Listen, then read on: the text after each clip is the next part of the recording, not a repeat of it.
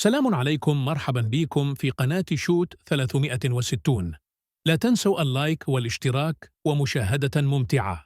الفوز على فرنسا بركلات الترجيح باذن الله تعالى. الفوز في المباراه النهائيه على الارجنتين. نبغي 1-0 فقط تنهي المباراه، ويكون في تشيلي مباراه مرتقبه مهمه على نهايه كاس العالم بين المغرب وكذلك بين المنتخب الارجنتيني. 90 دقيقه تفصل المنتخب المغربي عن الحلم التاريخي، عن الحلم التاريخي كاس العالم للشباب.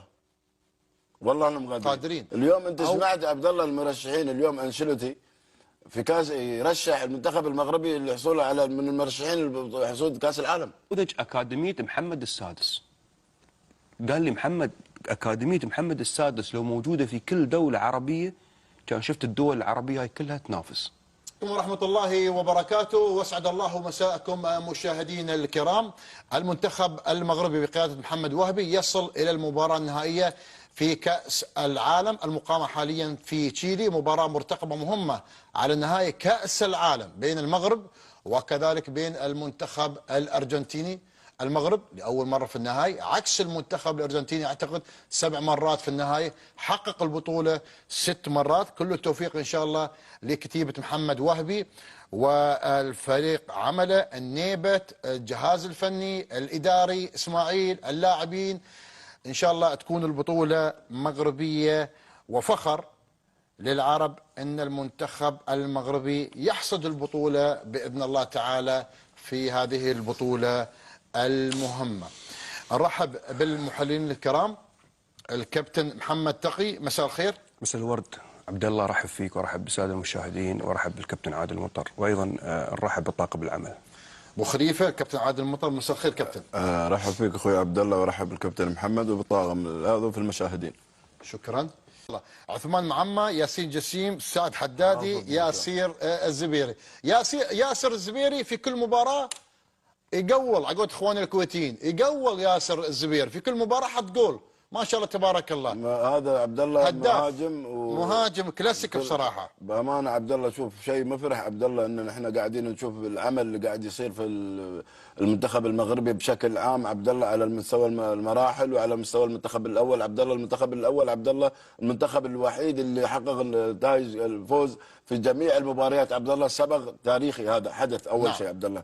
بالنسبه على المنتخب، على مستوى المنتخب الناشئين، منتخب الشباب، عبد الله شو اللي قاعد يصير في الكره المغربيه عبد الله؟ عمل كبير عبد الله من الاستاذ فوزي.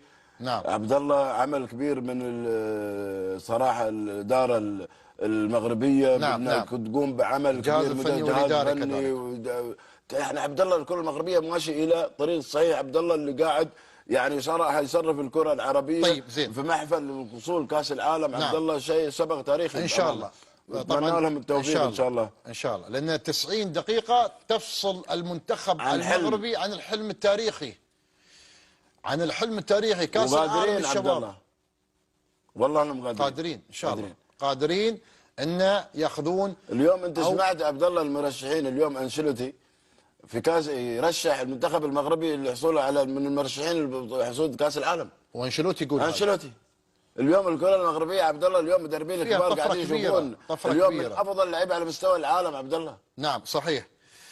طبعا يحسب للعوائل المغربيه، اسر اللاعبين، ابراز اللاعبين المميزين، ويحسب لك انت عبد الله اللي عايشين الدعم انا والله كبير. احنا نعطيهم الدعم المعنوي بصراحه. المجهودات اللي قاعد تنقل فيها سواء كان الدوري المغربي او على المنتخبات المغربيه او على المستوى، لان كذلك الدعم الاسر المغربيه دعمها كبير بصراحه.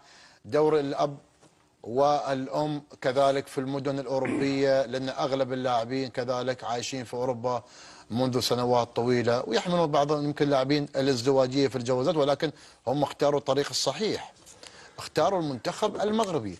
تمثيل المنتخب المغربي شرف لكل لاعب ولاعبه، وهذا حق مشروع للمغاربه ان يختاروا منتخب بلدهم. ونشوف الان المنتخب المغربي في النهائي، تروح مع محمد وهبي. شكرا لك على المشاهدة، لا تنسى اللايك والاشتراك. أراك في الفيديو القادم.